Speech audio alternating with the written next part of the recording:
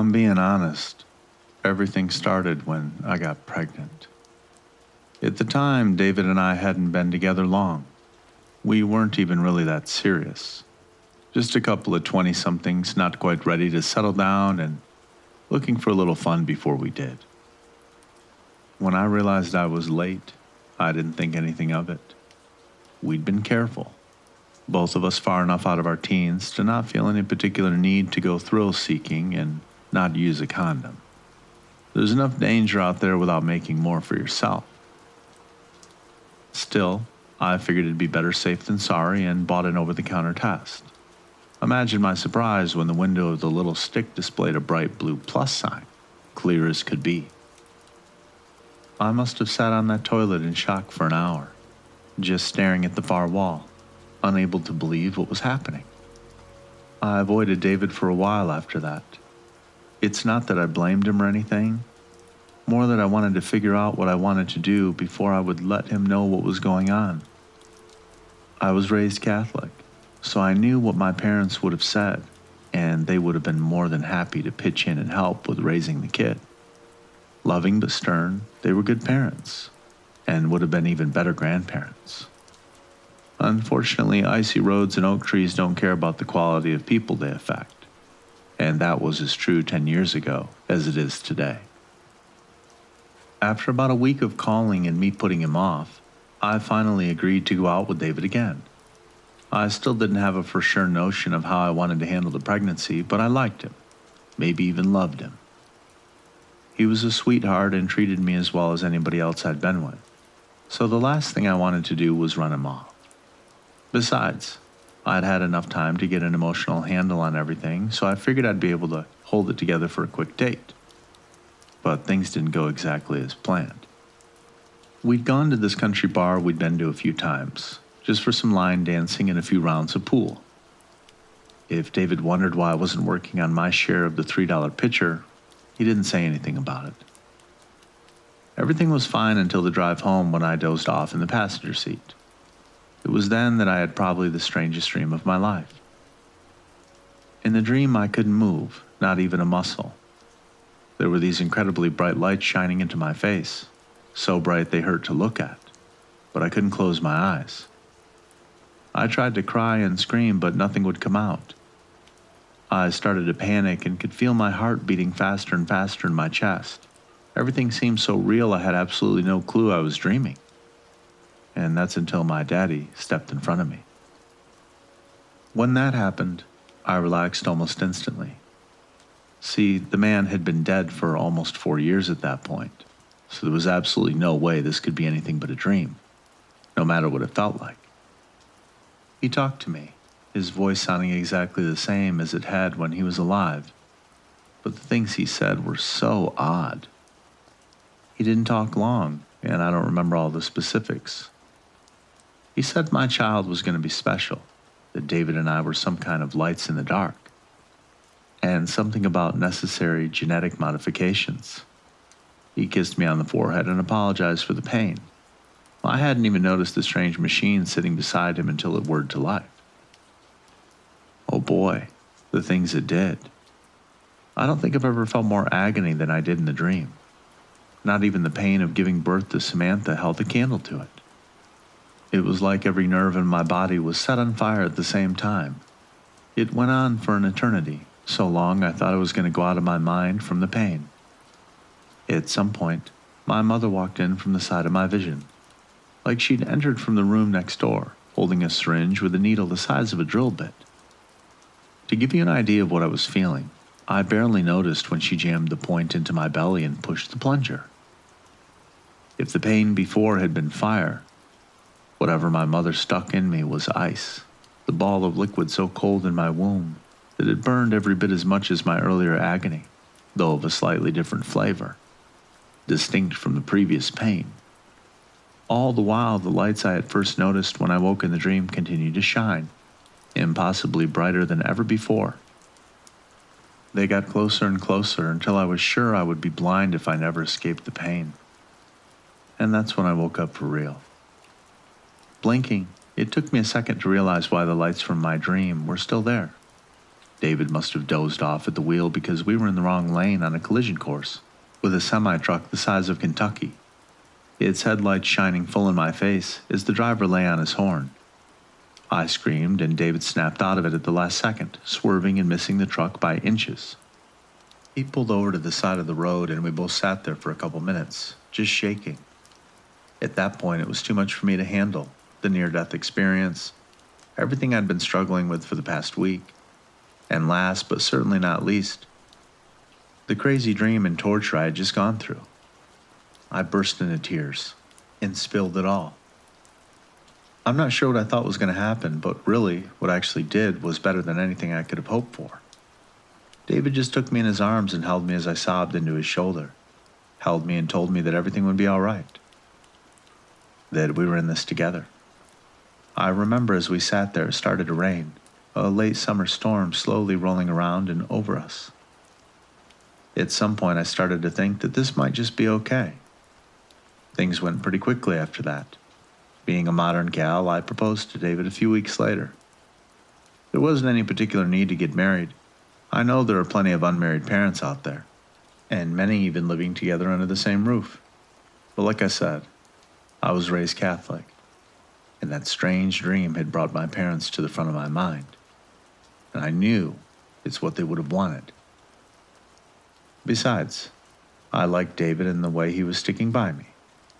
Seemed to me that was a pretty rare quality, and I might as well snag onto a man like that before he got snapped up by somebody else. Although he looked pretty shocked when I asked, dropping down to one knee and everything, he recovered pretty quickly, laughing, and said yes. The wedding was small. Both of our parents were dead, and the only attendees besides us and the judge were a couple of people from David's work he vaguely knew.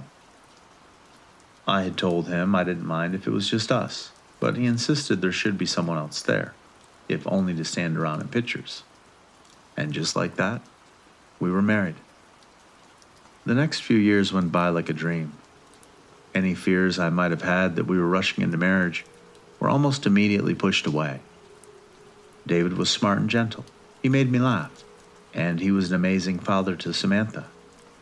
Every day I woke up and thought about how lucky I was to have found such a great guy, even if I did it untraditionally. I won't say everything was perfect. We had our tough times, sure, for better or worse and all that.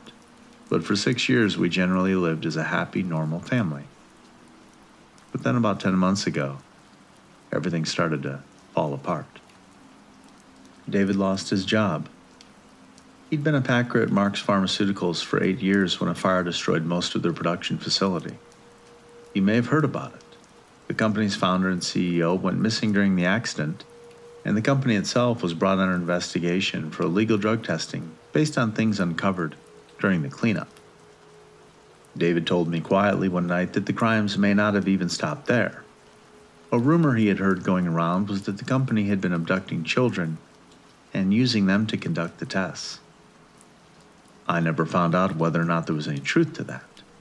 At any rate, they must have found something suspicious because the feds swept in, the plant shut down, and David was out of work. Over the first couple of weeks, he must have applied to 100 jobs out of the classifieds and online ads. David hadn't gone to college but had plenty of skills he'd picked up along the way. Everything from mechanic work and plumbing to house painting and gardening. But nobody wanted anything to do with former Mark's employees because of the scandal, and he'd been working there so long it was impossible to brush over it during the couple interviews he got. After 6 months, I was starting to panic. Samantha started kindergarten in the fall, freeing me to pick up some more shifts at the diner I worked at part-time. But the pay wasn't great, and there were no benefits to speak of. Neither of us had any family or friends we were close enough with to ask for help, and unemployment only went so far. If David didn't find work pretty quickly, we were going to be in a bad way.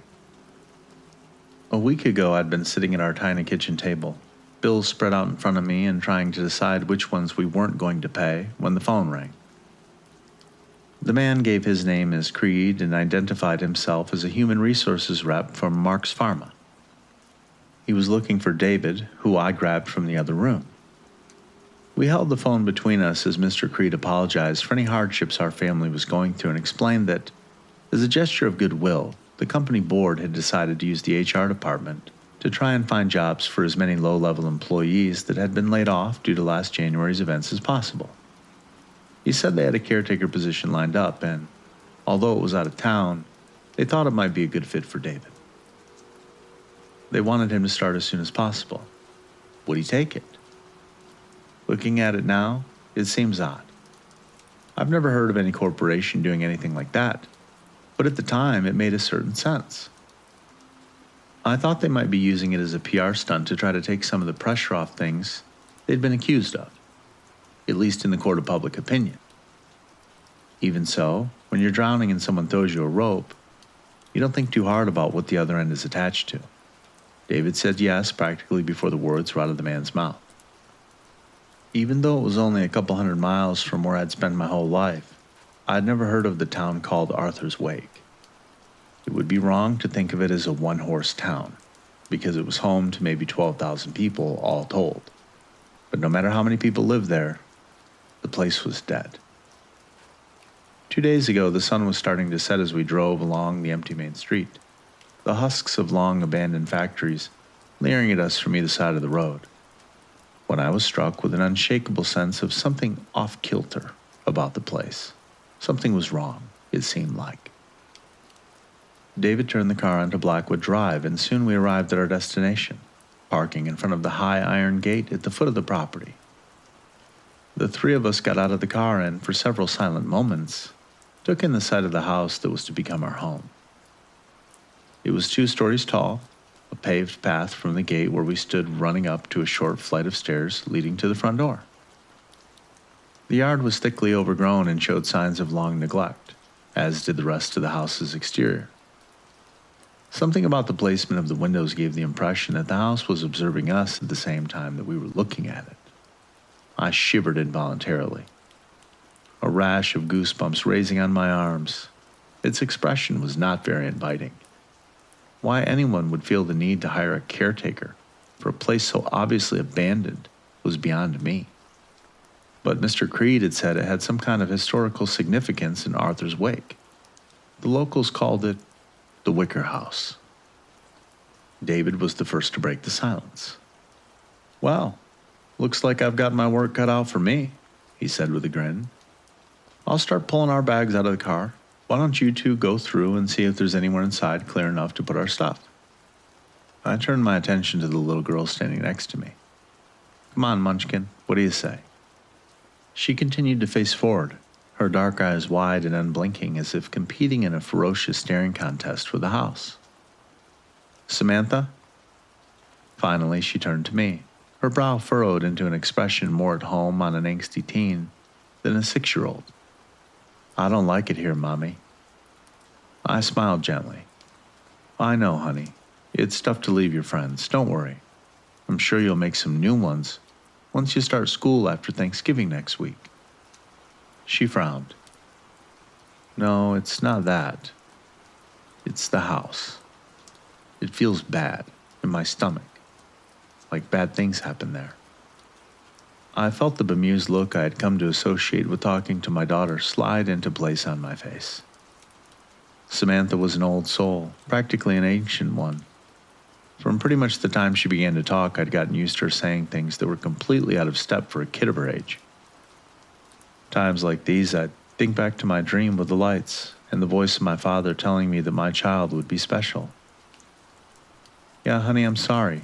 Daddy needed a job, and this was the one he got. But I'll admit the place is a bit spooky. Just wait until Daddy and I have a chance to clean it up some, okay? And then it won't be so bad.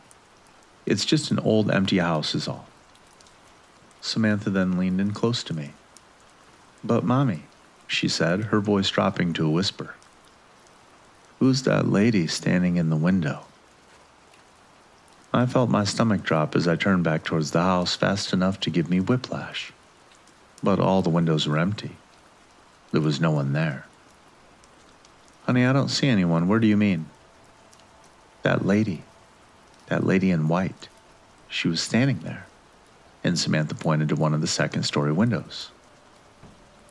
"She was smiling at us." Her voice was dropping low again. "But I don't think she's a very nice woman." The rest of the evening was uneventful. The inside of the house was surprisingly well kept compared to the outside, other than a few stairs leading up to the second floor that were rotted through, and a thick layer of dust over everything. All in all, it was in pretty good shape. The gas furnace in the basement worked, and soon David had the pilot lit. Even better, at some point the place had been set up with electricity and most of the lights turned on, though David cautioned he wanted to take a closer look at the wires before we tried to run anything too big. Best of all, there didn't seem to be any mysterious women hiding in the house. The room at the far end of the upstairs hallway wasn't the biggest, but it was the only one not filled with old, musty pieces of furniture covered in white sheets, making them look like oddly shaped ghosts. So that's where we decided to spend the night. In fact, other than the hideous yellow wallpaper covering the walls, I thought David and I could eventually take the room as our own, using the master bedroom to double as a playroom for Samantha. The wallpaper in there would have to go, though. It was hideous. That night, David spoke up as we laid on the air mattress under a pile of blankets, Samantha curled up between us, fast asleep. His voice was slightly slurred, and I could tell he wasn't fully awake yet, just barely on the conscious side of sleep. "So, babe, you want to hear something really strange?" "Shh, keep your voice down. You'll wake her up." "Yeah, what?" I said. "You remember that night you told me we were pregnant? The one we almost ended up plastered against that grill of a semi?" "Yeah, of course, David. How could I forget that?" "Well, you know how we figured out I must have dozed off at the wheel?" "I'm pretty sure I did because I never told you this, but I had the absolute craziest dream. I don't remember much other than some really bright lights shining in my face, but one thing I do remember is a phrase. The Wake. And so now here we are living in a place called Arthur's Wake. And when I was talking to Creed about the job he mentioned, the locals call it the Wake, apparently. Isn't that weird?" I couldn't believe what I was hearing.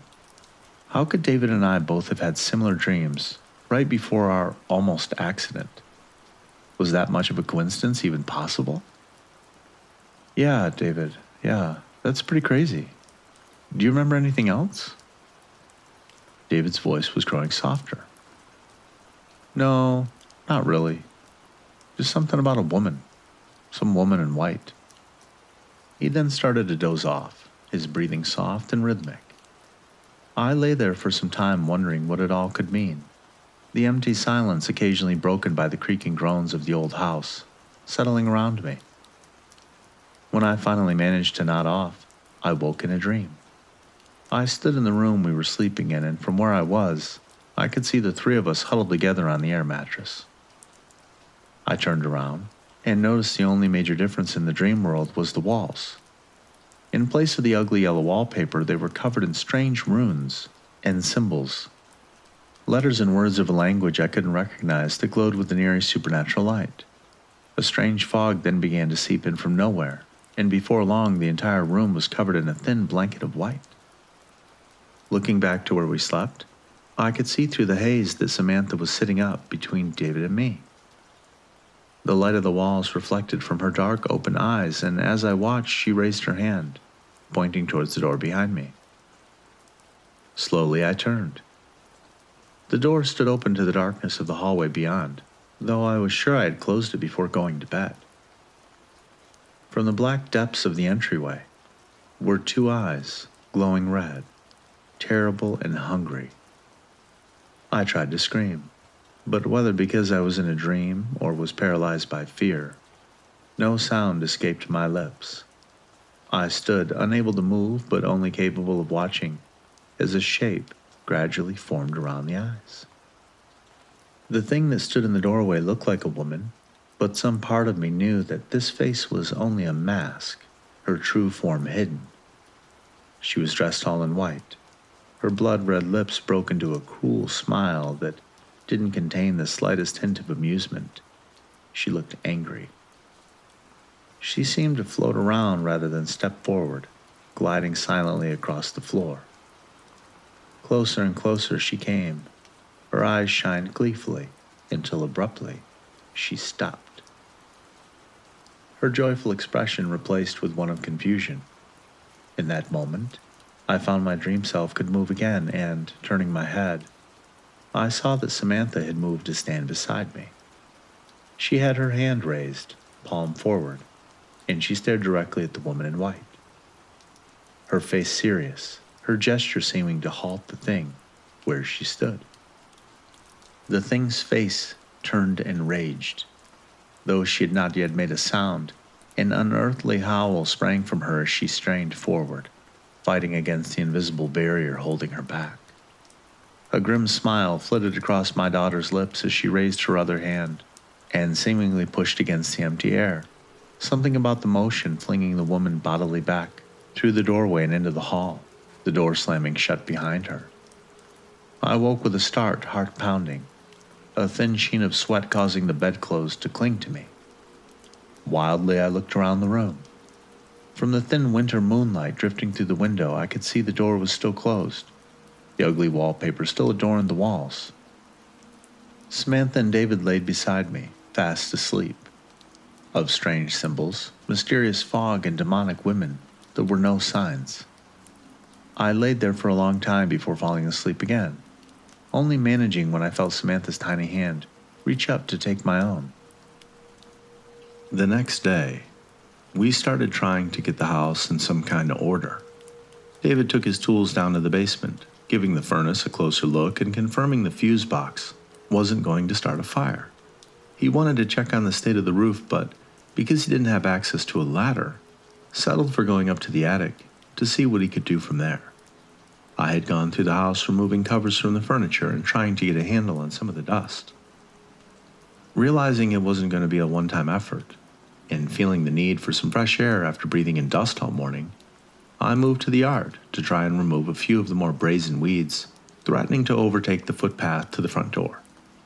Even though there was no snow on the ground, the day was cold, so I bundled Samantha up before taking her outside with me. From where I knelt, pulling at the weeds, I could see her sitting on the front porch, playing with her doll. Occasionally glancing up to check on her, I noticed something odd. Every so often she would turn her head to the side as if listening to something, and then, though I couldn't hear from where I was, her mouth would move in reply. I momentarily forgot my work as I watched this imaginary conversation for a minute or two before Samantha abruptly put her doll down and turned her dark, serious expression on me. I opened my mouth to call to her and ask who she was talking to, and a voice spoke up. "That's a beautiful girl you have there." Involuntarily, I jumped, not having heard anyone approach me. I was immediately embarrassed when I turned and saw an older woman, maybe in her early 60s, standing on the other side of the gate. She was dressed against the cold, but her head was uncovered, her dark hair unbound and streaked throughout the varying shades of gray, and she smiled slightly. "Sorry to startle you, dear. I just wanted to come by and introduce myself. I'm a neighbor of sorts. Live just down on the other side of the street there. I didn't notice your car until this morning. You must have gotten in last night?" Yeah, we did. My husband David is the new caretaker. And I'm Sarah Wilder. And what was your name?" "Morgana, dear. Morgana Fontaine." I stepped toward her and opened the gate. "Would you like to come in, Mrs. Fontaine?" "It's actually Miss, but please call me Morgan. And no, dear, I'm afraid I wouldn't voluntarily set foot in that house for all the gold in Fort Knox." I stopped, flustered. "What?" "Oh, nothing. There's no way you could know, but this house is evil, and the house and everything that dwells in it." She took a step forward, but even in my shock, I noticed she didn't cross over the threshold of the gate. Her voice lowered, quiet and intimate. "Now, before you say anything and run me off, just listen for a moment. If you value that darling child of yours in the slightest, you need to leave this cursed town with everything you hold dear, today, immediately if possible. Every moment you delay places you and your loved ones further at risk. But I don't expect you to believe me. Why would you? I'm just a crazy old woman who lives down the street." And she smiled thinly. "That being said, and because I know you're not going to listen, I hope we can reach a compromise. When trouble comes, I want you to think of me as hard as you can. Some unfortunate past experiences with this house have left me a little psychic. I'm not as young as I used to be, but I'll do what I can to help. I don't expect you to believe me about that either, but what harm could it do? If I'm just crazy and nothing bad ever happens, you'll never need to think of me again. She then reached out her hand holding a piece of paper. Second, and thanks to my gift, I know that if and when you make it out of the wake in one piece, you'll have nowhere to go. This is a picture with the name of a man and an address written on the back. Go to the address, find the man. He won't know you or me, but show him the picture, and he'll help you. Dumbfounded, I took the piece of paper from her outstretched hand and slipped it into my jacket pocket. Morgan's gaze shifted to my right where Samantha had moved to my side, unnoticed. Well, hello, my little beauty. Morgan crouched down so her face was level with Samantha's. After a moment, my daughter's eyes went wide with surprise. Morgan smiled and turned to go. Be seeing you, Sarah. Don't forget. Think of me when there's trouble. And for God's sake, keep that paper somewhere safe. I took Samantha's hand, and together we watched the old woman make her way down the street and enter a house near the end of the block. I turned back towards the house. Come on, sweetie. Let's go see how Daddy's going inside. I really had no idea how to take the whole exchange. Best case was Morgan was an eccentric but harmless old woman. But having a crazy person living that close and with an unhealthy obsession with my house was a little more than unsettling. Don't worry, Mommy, Samantha quietly spoke up. Miss Fontaine's nice. She frowned, and Mr. Frank doesn't like her. Confused, I looked down. Who's Mr. Frank?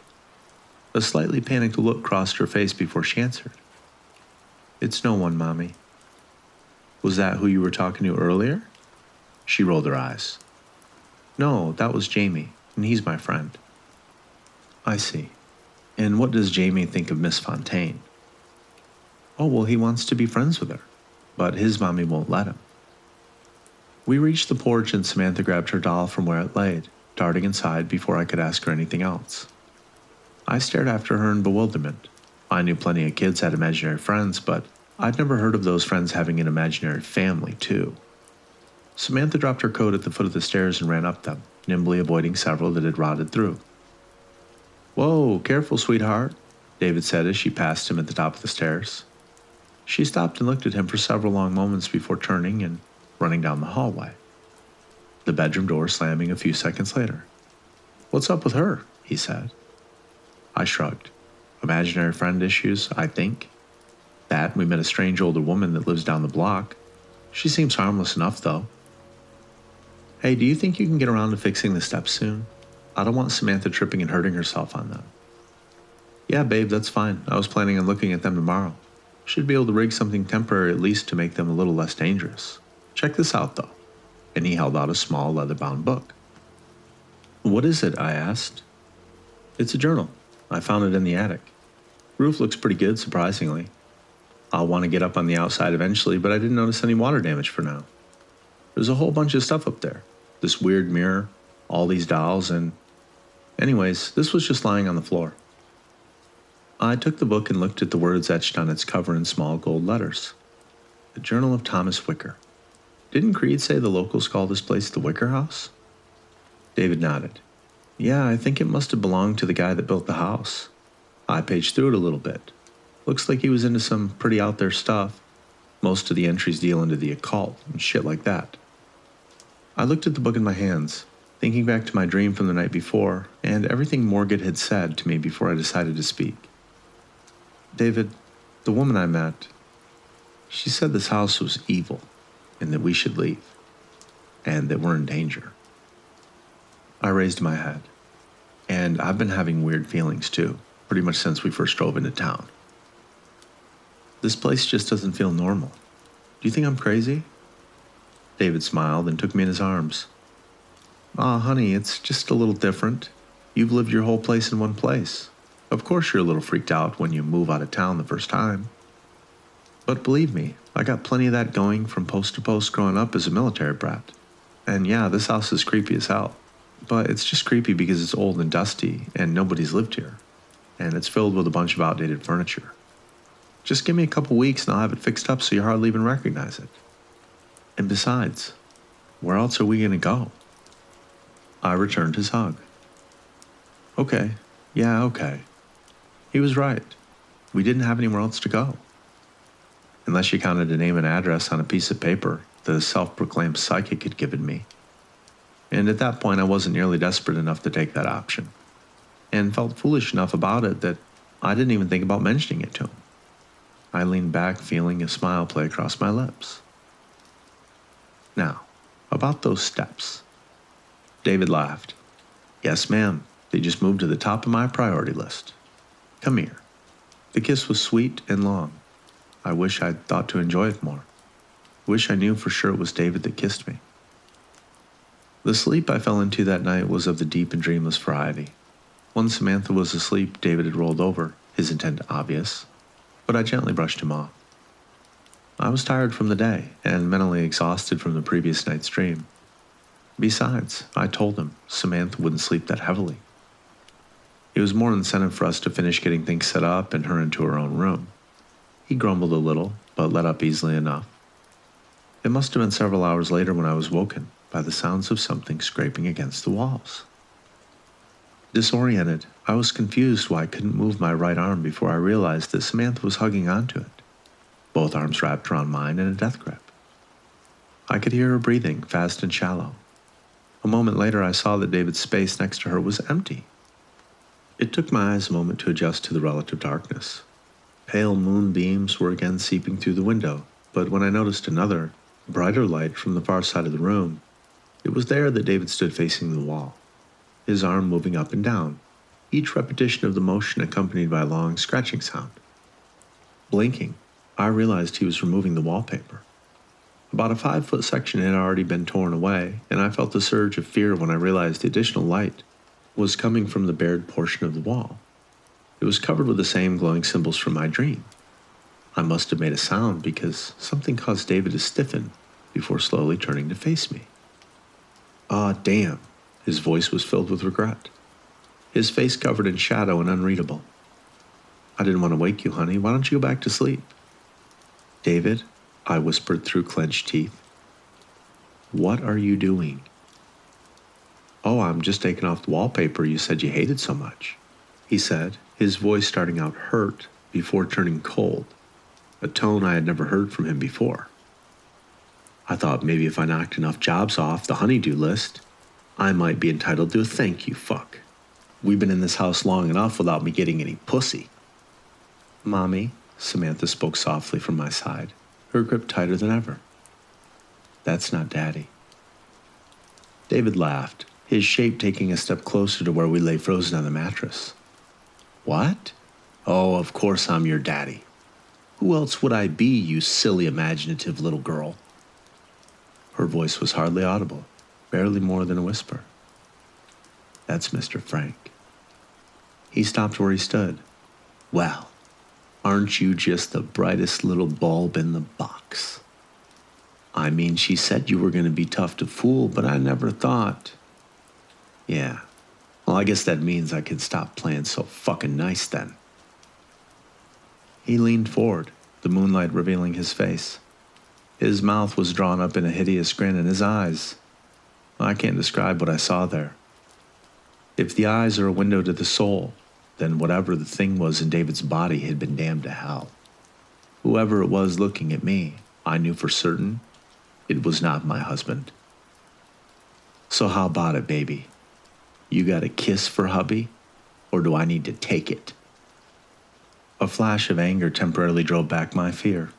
I stumbled to my feet, holding Samantha close and moving backwards towards the wall. Where's David? What have you done with him, you sick son of a bitch? The thing called Mr. Frank laughed through my husband's mouth. Oh, don't worry about good old Davy boy.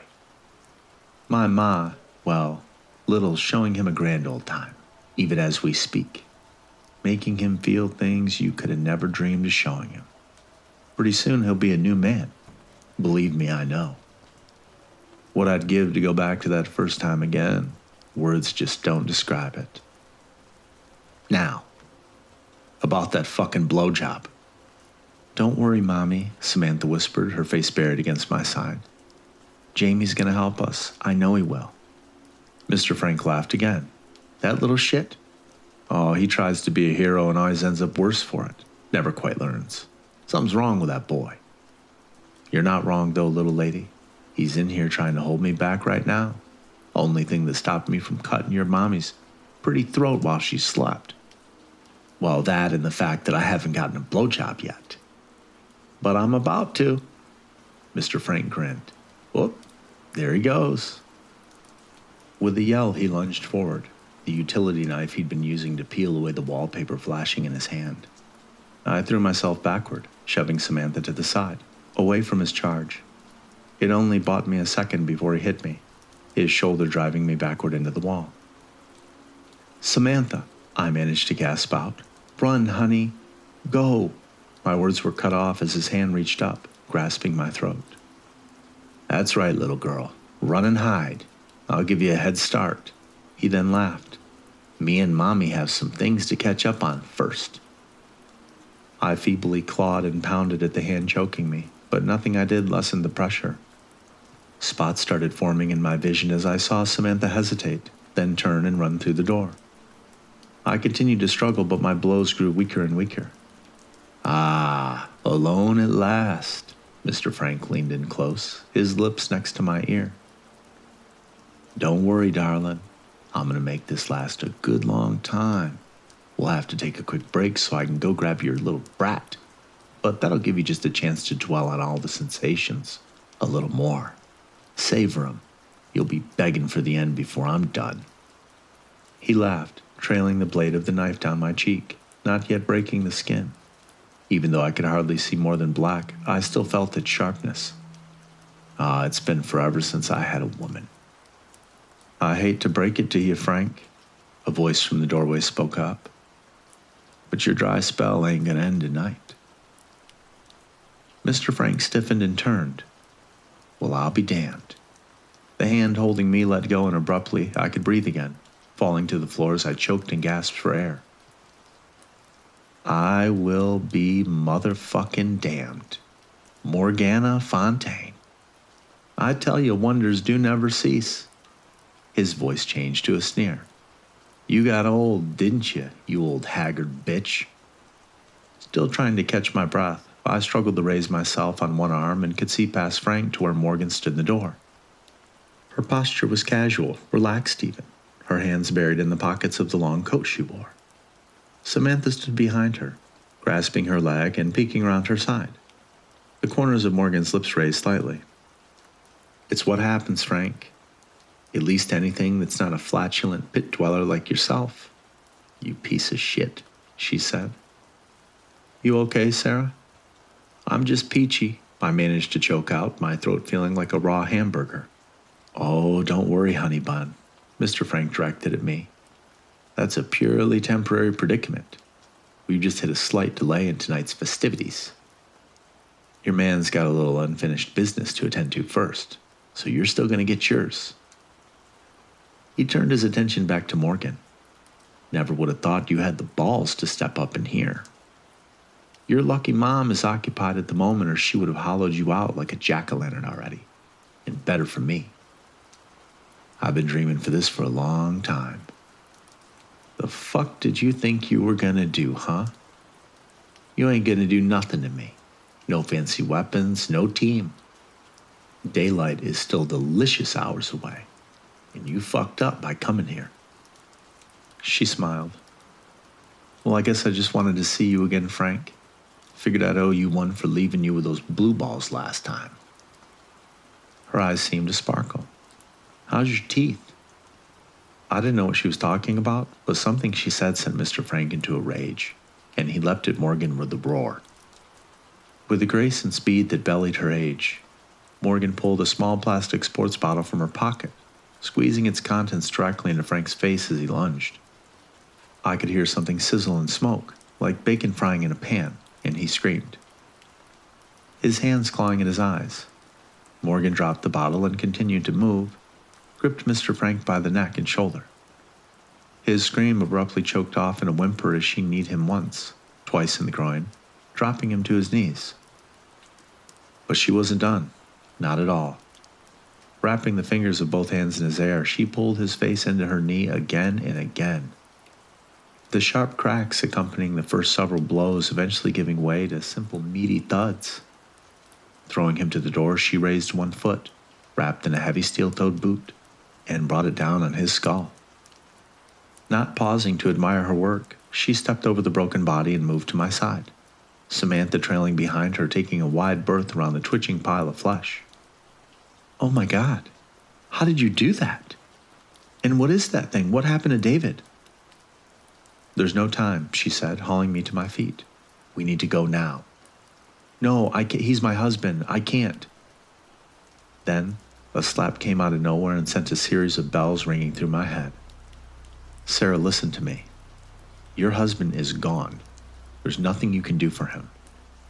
That thing lying there is just a meat sack currently occupied by the spirit of a very twisted and very evil individual. No matter how impressive you think what I just did was, it will not slow him down for long. Probably a minute or two. Even that time will be worthless if Lilith, the mother of demons, realizes what's going on and takes time out from filleting the remains of your husband's soul to come deal with us. Now," she started pulling me towards the door as Samantha took my hand. "You need to get out of here. Car keys and the picture I gave you, where are they?" "They're in my coat pocket, downstairs in the kitchen." "Right. Take the child, get them, get to the car, and get gone. And for crying out loud, watch those rotten stairs. I'll try to buy you as much time as I can. I still have a few tricks up my sleeve. Now go." She moved back over to David's body and pulled what looked like a salt container from her pocket, dumping its contents into a circle around him. I picked Samantha up and ran through the hallway and down the stairs, taking care to avoid the broken ones. I had barely reached the foot of the staircase when I heard the sound of voices from above. "Aw, you fucking bitch." "What's the matter, Frank? I thought you liked it rough," I heard Morgan say. "When I get out of here, I'm gonna rip you apart and play with your guts while you watch. This ain't gonna hold me," he screamed. Not taking the time to listen more, I sprinted to the kitchen and grabbed my coat from where it rested on the back of the chair, thumps and crashes echoing from upstairs. I ran back to the entryway, briefly checking to make sure the car keys and picture were still in my pocket where I had left them. I had just thrown open the front door when Samantha screamed, "Mommy, watch out." I awkwardly pulled us to the side as Morgan came tumbling down the stairs to a crashing halt at my feet. She laid on the ground, moaning softly. Her eyes closed with pain. Looking up, I saw David's shadowy form standing at the top of the stairs. "Ha ha ha. Sorry for the interruption. Man, for an old broad, she sure had some gumption, didn't she? Almost took me there." He chuckled and started to descend the stairs before stopping, thoughtfully tapping the utility knife against his palm. "You know, she used to fuck around with my oldest boy. In a way, she's responsible for everything that happened to him. Which coincidentally makes her responsible for everything that's about to happen to you and your little freak spawn here. Just something to think about between screams when I'm carving you up." From where I held her to my shoulder, Samantha spoke up quietly. "You never understood Jamie, Mr. Frank, and you never will. You said he never beat you, but the truth is, you never beat him." He laughed. "Oh yeah, little girl? And what do you think you know about it?" She smiled. "Well, I know he's about to ruin your night." In that moment, something changed in the expression of David's face. Now that I knew to look, I could still tell that the intelligence that occupied it wasn't my husband's, but where Mr. Frank almost exuded a stench of pure evil, this one was different. Jamie smiled. "Thanks for the entrance, kid," and he nodded to Samantha. Temporarily, his face shifted again to Mr. Frank's enraged snarl. "What do you think you're doing, you little shit?" Jamie frowned as he took back control. "Pipe down, old man. I got you fair and square." He eyed the next step down, one of the broken ones. "Oh, this is ironic. Hey, lady," he looked at me. "Do me a favor and make sure Morgan gets out of here, would you? I'll owe you one." He took a breath, then jumped, punching both feet through the hole in the stair and fell until he was strapped to his waist. He moaned in pain, and I could see sharp, jagged pieces of wood had punctured his legs and torso in several places. A small rivulet of red flowing down the stairs, and Mr. Frank briefly took control again. "You little motherfucker, I'm gonna slit your balls to your throat." Blood then sprayed from Jamie's mouth as he coughed and grinned, his teeth stained crimson. "Wow, Pops, that's quite the imagination you've got. Thanks for the idea." Jamie turned the utility knife in his hands and plunged the blade into his belly. He momentarily gasped from the pain before gritting his teeth and jerking the blade to the side, ripping the cut wide open. With a slurping sound, his intestines pushed their way out of his torn stomach lining and poured out upon the staircase, slapping wetly against the wood. As I looked on in horror, he began to enlarge the cut vertically, moving from his stomach to his chest, his face pale. He shrugged briefly when the blade caught on the underside of his sternum until, with another bloody cough and a shrug, he pulled the knife out and jammed it into his Adam's apple, beginning to work his way down. His eyes were wide as blood gurgled and flowed from the ever larger cut in his neck. I watched in shock for several long moments before Samantha spoke quietly in my ear, a touch of fear twinging her voice. "Mommy, we need to go. She's coming." Sure enough, the same fog from my dream had begun seeping into the room, seemingly coming from nowhere. Setting Samantha down, I slipped Morgan's arm over my shoulder and helped her regain her feet. Her breathing was hitched and she was obviously in pain but conscious. And together we managed to stumble out the door and down the path to the gate, Samantha holding on to my coat and trailing behind. Once we were through, we collapsed to the sidewalk. We sat there for maybe a minute, the only sound of our panting gasps as our breath turned to clouds of steam in the cold November night, when Morgan stirred. "Come on, dear, this is no place to rest," she hissed in pain through her teeth as she struggled, trying to regain her feet.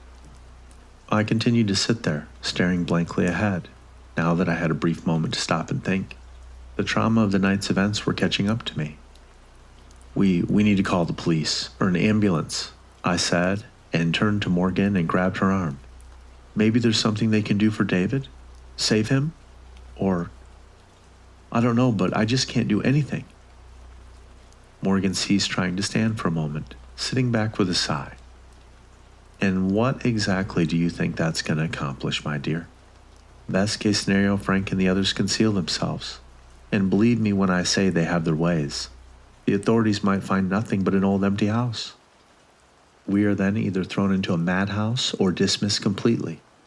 Either way, staying here long enough to discover the results of such an investigation leaves us completely exposed. Worst case, they don't hide, and Lilith manages to claim that many more victims for her army.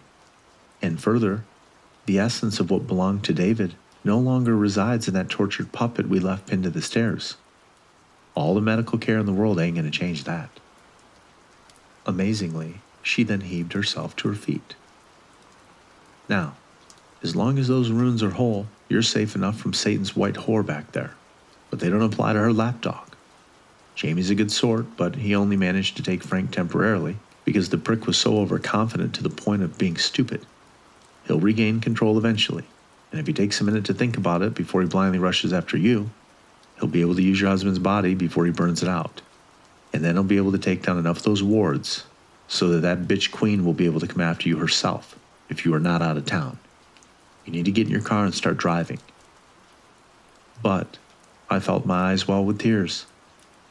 "I can't." "It's okay, Mommy," Samantha said, and she took my hand lightly in hers. "Daddy wants us to go. He doesn't want her to get us." With effort, I fought back the tears and sighed, defeated. She was right. No matter what was happening to him, David wouldn't want us to suffer the same fate. Okay, baby, you're right. We can go." "What about you, Miss Fontaine?" Samantha asked quietly from where she sat huddled against me. Morgan smiled. "Oh, sweet child, don't you worry about me. Lilith might be the queen bee when she has all the cards stacked in her favor, but I've got enough resources to take care of myself.